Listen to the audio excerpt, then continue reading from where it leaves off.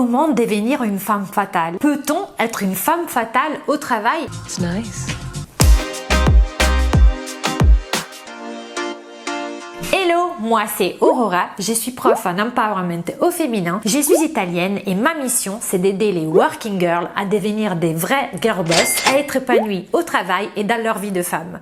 Si les thématiques d'empowerment au féminin t'intéressent, abonne-toi tout de suite et n'oublie pas d'appuyer sur la cloche pour ne rater aucune de mes vidéos. Si tu adhères au hashtag bonne mais pas conne, suis-moi aussi sur Instagram où tous les jours je te donne plein de tips et de conseils pour être jolie, car oui, ce n'est pas antinomique, on peut avoir une carrière d'enfer et en même temps être bonne.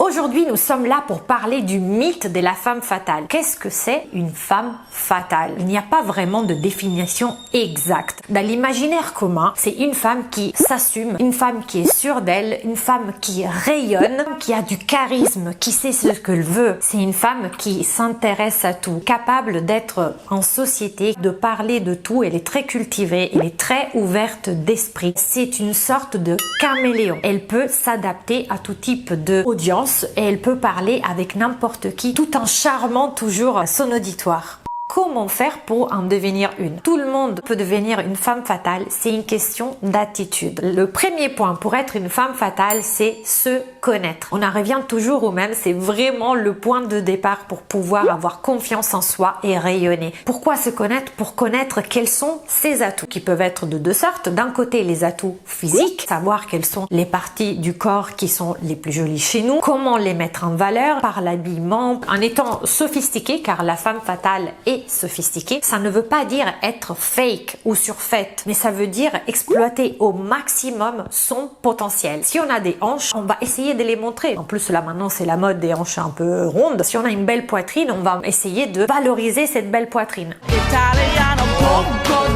La femme fatale, c'est une femme qui prend soin de soi. Et il y aura plein de personnes qui vont dire que on est superficiel si on fait ça. En vrai, on n'est pas du tout superficiel. On se respecte. Si on prend soin de nous, on montre le respect qu'on a envers nous-mêmes. En plus des atouts physiques, il faudra identifier quels sont vos atouts intellectuels. Nous avons dit qu'une femme fatale, c'est une femme caméléon. Une femme qui arrive à s'adapter à n'importe quel auditoire. Pour pouvoir faire ça, il faut avoir de la conversation. Et pour pouvoir avoir de la conversation, il faut développer ses atouts intellectuels. Cultive tes passions. Si tu aimes bien faire une activité, n'attends pas quelqu'un pour pouvoir la faire. Si tu aimes bien aller au théâtre, aller au cinéma, aller aux expos, fais-le toute seule. Cultive-toi pour avoir de quoi parler quand tu seras face à un auditoire, que ce soit sur le lieu de travail, que ce soit aussi dans les relations amoureuses. Lis beaucoup. Je sais qu'aujourd'hui, on n'a vraiment pas le temps de lire. Je peux te donner une petite astuce. En tout cas, moi, j'ai découvert cette application et je l'adore. C'est une application qui s'appelle Coober, qui pas seulement c'est comme des audio guides, mais c'est les résumés des livres. En 20-25 minutes, nous avons le condensé des livres qui le plus nous plaisent pour avoir toujours de la conversation et cultiver notre esprit. Dans le cadre du travail, pour être une femme fatale et cultiver notre esprit, il faudra s'intéresser à ce que l'entreprise fait au-delà de notre service. Connaître vraiment l'activité de notre entreprise, lire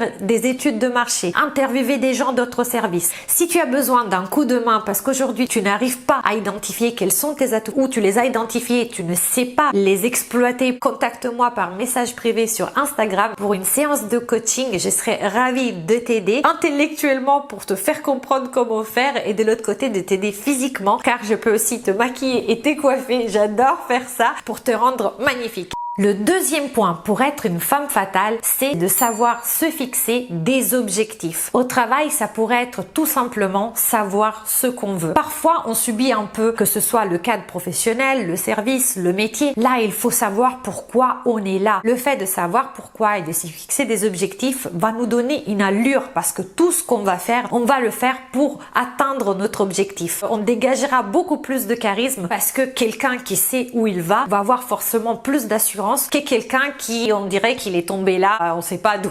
Troisième point, avoir la bonne posture. Une bonne posture veut dire savoir exprimer de la meilleure des façons notre personnalité. Encore une fois, on peut parler d'une posture physique et d'une posture intellectuelle. Concernant la posture physique, ça veut dire par exemple regarder les gens dans les yeux. Aujourd'hui, nous avons pris de plus en plus l'habitude de textoter, de regarder notre portable, de faire autre chose pendant qu'on parle à quelqu'un. Ben non, on va les regarder dans les yeux, mais pas avec un regard défiant ou agressif, parce qu'on qu'on sait que quand on fixe quelqu'un dans les yeux, ça peut résulter très agressif. Au contraire, on va les regarder juste avec l'objectif de écouter la personne. Petit conseil habillement, portez des talons. Une femme fatale porte des talons. Des talons confèrent tout de suite beaucoup plus d'assurance. Ça va vous obliger à vous tenir droite, à avoir une poitrine vers l'extérieur, les fesses en arrière bien cambrées et vous verrez votre allure va être totalement différente. Par contre, je ne vous demande pas d'aller en talon de 12 au travail, mais un talon de 5, de 7. Je vous conseille de porter même un petit talon. Même si vous êtes grande, portez un petit talon. Ça va vous donner une allure différente par rapport à des baskets. Il faut que votre posture soit présente aussi dans le choix des habits que vous faites tous les jours. Choisissez avec soin des vêtements qui vous mettent en valeur. Peu importe si ce n'est pas la mode du moment, il faut se sentir bien dans sa peau. On a parlé aussi de posture intellectuelle. Premièrement, par le regard. Regardez les gens dans les yeux, on l'a dit, mais surtout écoutez. Écoutez activement. Donnez du temps à votre interlocuteur. Faites-lui comprendre que vous êtes là pour lui. Vous verrez tout de suite, vous apparaîtrez spécial à ses yeux car souvent les gens ne sont pas habitués à être écoutés. Si vous écoutez quelqu'un avec bienveillance, même au travail, s'il s'agit de quelqu'un de votre équipe ou si même vous regardez votre chef, pas avec un regard enamouré bien sûr, mais vous le regardez avec intérêt, vous changerez tout de suite de regard parce qu'aujourd'hui les personnes souvent manquent de reconnaissance. Vous, en écoutant activement ces gens-là, en leur dédiant du temps, en leur disant je suis là pour toi, mon coco, tout de suite vous apparaîtrez spécial à ses yeux parce que vous allez le mettre en valeur. La deuxième caractéristique pour avoir une posture intellectuelle, et c'est un peu ce que la femme fatale fait, c'est d'être résiliente.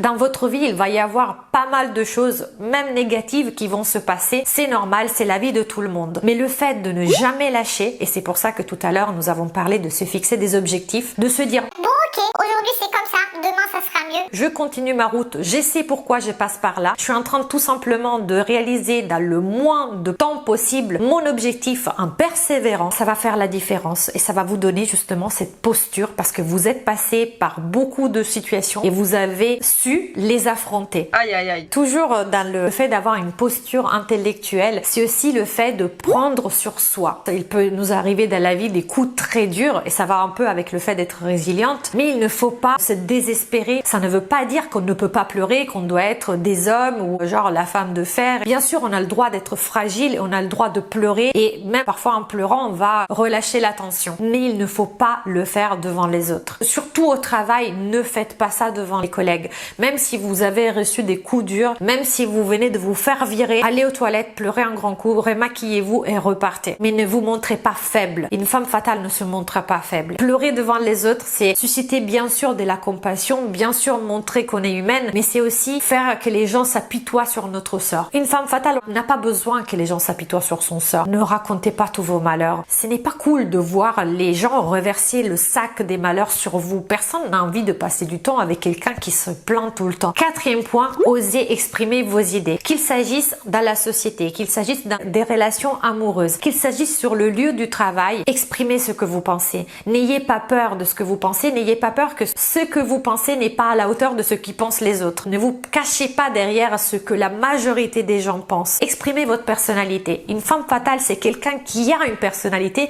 et qui ose l'exprimer. Si vous vous mettez toujours derrière la vie des autres, vous serez transparente. Une femme fatale n'est jamais transparente. Toujours pour le côté posture intellectuelle, je vous donnerai celui qui pour moi est le plus important des conseils concernant la femme fatale, c'est de garder toujours une partie de mystère. Dans l'imaginaire commun, la femme fatale c'est quelqu'un de mystérieux, quelqu'un qui va pas tout de suite tout dévoiler. Faites de même. Ça ne veut pas dire être hermétique, ne rien dire sur soi. Ça ne veut pas non plus dire de s'inventer un rôle, de jouer un jeu. Ça veut dire tout simplement que quand vous voulez dire quelque chose, il faut que vous soyez un livre ouvert. Mais j'aime bien dire un livre dont vous seul choisissez les pages que vous voulez montrer. Vous n'allez pas montrer tout le livre, juste les pages que vous aurez décidé de montrer. J'espère que cette vidéo sur la femme fatale vous aura plu, que maintenant vous ayez les armes pour vous aussi être une femme fatale rayonnante, sûre d'elle, avec beaucoup de charisme. J'espère que vous pourrez l'être aussi sur le lieu de travail. En tout cas, oui, on peut être une femme fatale même au travail. Bien sûr,